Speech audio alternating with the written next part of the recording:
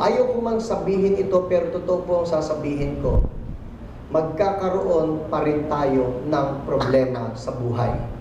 I'm not about to paint a beautiful picture that's all rosy, na kapag ka-Kristiyano ka, tumanggap ka kay Jesus, hindi ka na magkakaproblema. That's not true. Matter of fact, you won't see any verse in the Bible that says that just because you now believe in Jesus, na ikaw ay hindi na magkakaproblema. Walang ganon. Sa kabaligtaran, ang sabi ni Jesus, in this world, you will have tribulations. Sabi ni Jesus, you will. Everybody say, you will. Hindi niya sinabing, you may have tribulations. Jesus said, in this world, you will have trials. You will have tribulations. At ang tanong sa atin ay, bilang mga mananampalataya na daraan sa mga problema, alam nyo, itong masarap sa atin meron tayong Jesus. Na kung alam mong nandoon si Jesus, you know that whatever storms, problems, trials, tribulations that you may go through, you have an anchor in your life na alam mo, maski malakas pa yung bagyo na yan, alam niyo yung mga barko, kapag sobrang lakas ng hampas ng alon sa kanila, they will just let that anchor down. Nakahook yan para maski ano pa yung hampas sa kanila, hindi mo kami matatangay kasi naka-anchor kami. At ganoon din po ang ating Panginoong Hesus. Kung naka-angkla tayo sa Kanya, walang problema na makakasira sa atin. Amen? So now I want to present you some of these promises. I would call them anchors for believers. No? And the first promise is this. Ang sabi sa verse 31, what then shall we say in response to this? If God is for us, who can be against us? First anchor that I want you to place in your mind pagka dumaraan ka sa problema. Sino rito nagkaroon na ng problema? Taas ang kamay. Sino rito kasalukuyang may problema? Taas ang kamay. Sino rito magkakaproblema pa? Ayaw ko mang aminin. Alam mo yun, kasali tayo ron. Isang bagay. First lesson is this. God is for you. Pwede ba sabihin natin ito? God is for me. Ano niyo ibig sabihin nun? Kakampi mo ang Diyos. Kakampi natin ang Diyos. I don't know if this thought has ever come to you, pero kung minsan, pagka nagkakaroon ka ng problema sa buhay, ang iniisip mo pa, galit sa'yo si Lord. Dumating na yun sa inyo, hala, galit sa akin si Lord. Hala, tapos meron pa magsasabi sa'yo, pinipitik ka lang ng Panginoon. Pasalamat ka nga, pitik lang, paano kung hampas pa? Alam mo yun? At iniisip natin na kapag may masamang nangyayari sa buhay natin, may problema tayo, nagkaroon tayo ng sakit. Eto pa, nagkaroon ka ng sakit, sasabihin, ay, paalala lang yan sa'yo ng Panginoon. Baka nakakalimot ka. How dare we think that all of these negative things are happening because God is actually trying to do something to us to get our attention. God is not against us. He is for us. Ang ibig sabihin, kakampi mo si Lord. Parang ganito lang yan For those people who argue that the reason why some people get sick is because God wants to discipline them. God wants to punish them. I always make this illustration. Sa mga magulang, sino rito mga magulang? Taas ang kamay. Sa mga magulang, hindi na ako magpapataas ng kamay sa susunod kong tanong. Yung mga magulang na may mga makukulit na anak. Yung makukulit, na minsan disobedient, na minsan rebelde, alam mo yun? At ikaw bilang isang magulang, because you're a loving parent. Sino rito loving parent? Taas ang kamay. Dapat yan, bilis. Woo! Alam mo yan? Ako, mahal ko ang mga anak ko. Pero, ganito yan Tayo mahal natin ng mga anak natin, pero minsan nagdi-disobey sila. Minsan nagre-rebelde sila. Minsan suwail sila. Has this thought ever crossed your mind? Katigas lang ng ulo ng batang ito. Turuan ka nga ng leksyon, magka-cancer ka sana.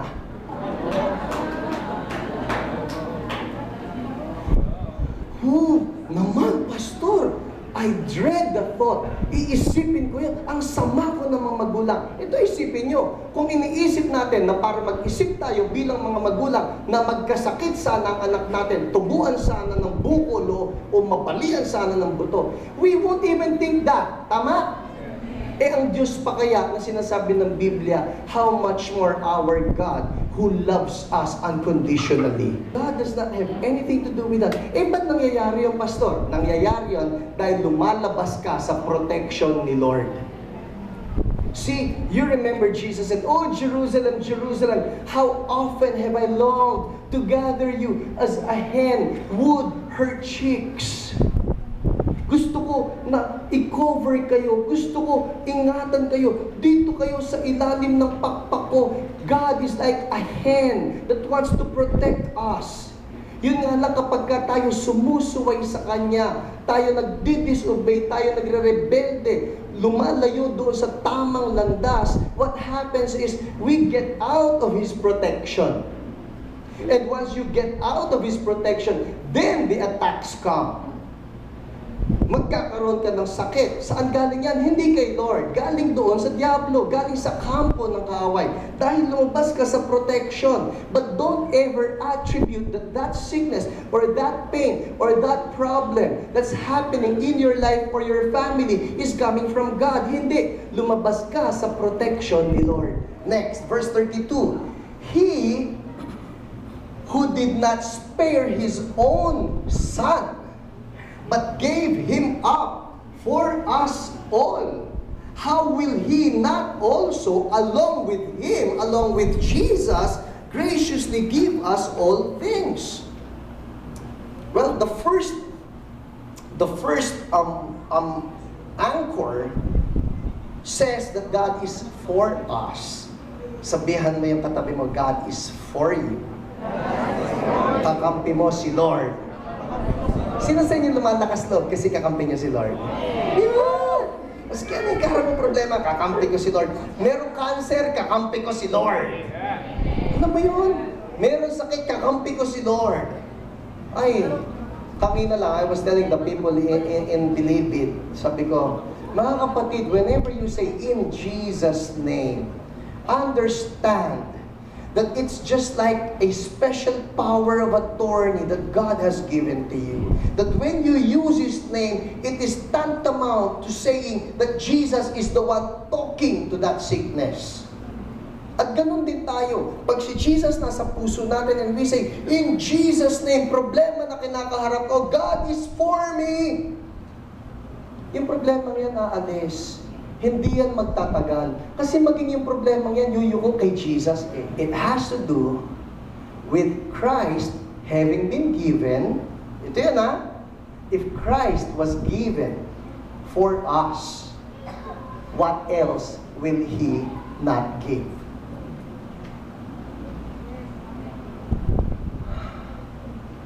It is an argument from the greater to the lesser.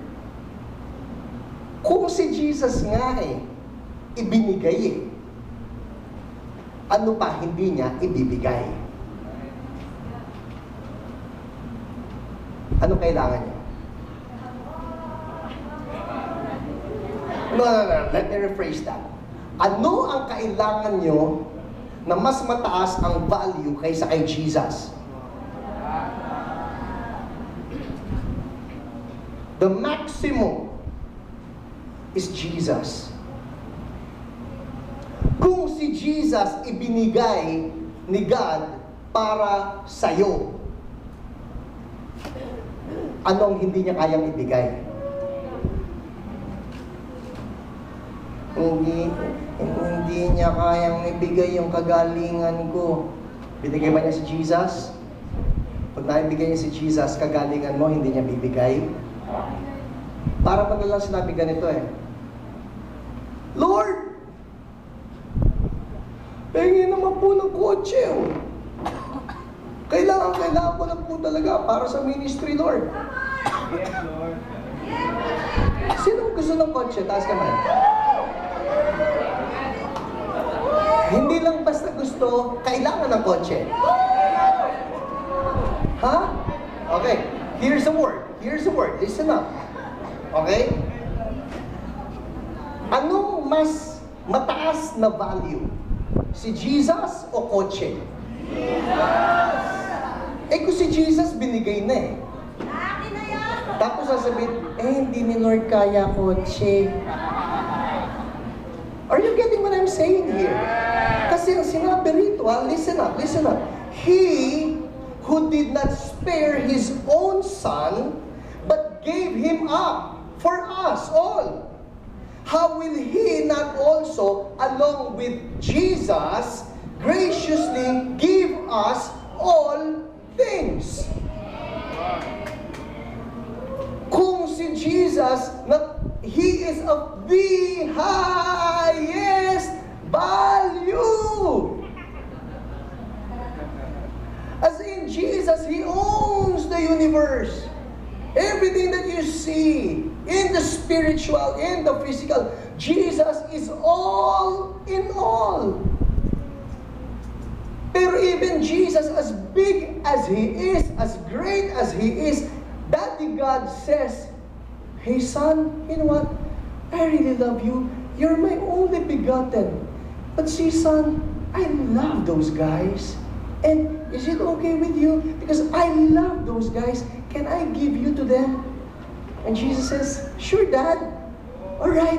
So God, the Father, gives Jesus to us, takes our place on the cross, dies for our sins. And so Daddy God now tells us, you know what? I gave you my best, Jesus. What else do you need? Ay kung yung kanyang bugtong na anak hindi niya ipinagkait, ano pa ang kanyang ipagdaramon? Palagay ko wala na. Hallelujah! I think that's a good word. Lord, wala kang ipagdadamot sa akin. See, it's time that we remove all of these lies that the devil has placed in our minds na ang Diyos natin, KJ. Ano ba ang hindi niya ibibigay sa inyo? So, let's pause with that one. What do you need? I think it's time we take God seriously. Alam niyo, Mrs. ko, I just love the way the Lord works through my wife. Itong pagkuha ng lupa, halimbawa, pagpapatayo ng building. Because I always give this excuse. Okay naman na tayo eh. Hindi naman tayo nagre-reklamo. Napupuno naman tayo sa 10 a.m. Yung 5 p.m. natin, halos napupuno na rin po. Hallelujah. Alam mo yun, okay na tayo rito. But then again, my wife comes along and she tells me, kailan tayo magpapatayo ng malaki? Kailan tayo susunod doon kay Lord na sinabi niya, meron siya ibibigay sa ating malaking building? Kasi kung ang pagagadahin natin ay ang ating coconut, na magsasabi sa atin na okay na ito, pwede na ito. Well, it's true, godliness with contentment is great gain. That's true. Maganda sa isang Kristiyano yung may contentment. But what if God wants to give you some more? At ang nangyari na lang ay ikaw ang nag-set ng limit. God, hanggang dito lang eh. Hanggang dito lang eh. What if God wants to give you something bigger, something greater, something more wonderful, something more glorious? What if God wants to give you a better health, stronger body, better mind, more wisdom?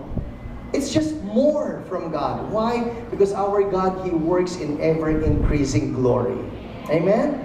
So right now, this is what I want us to move in. Tanungin natin ang sarili natin, what is it that I need? Because probably there was this dream, back then, there was this dream na sinasabi, sana magkaroon ako ng ganito, sana mangyari ito, sana. Yun nga lang, somewhere along the way, you lost the dream. You lost the desire. Eh baka naman hindi ka looban ni Lord. I say it's time to pick up that dream again and just believe that God can. Amen? Let's all stand up.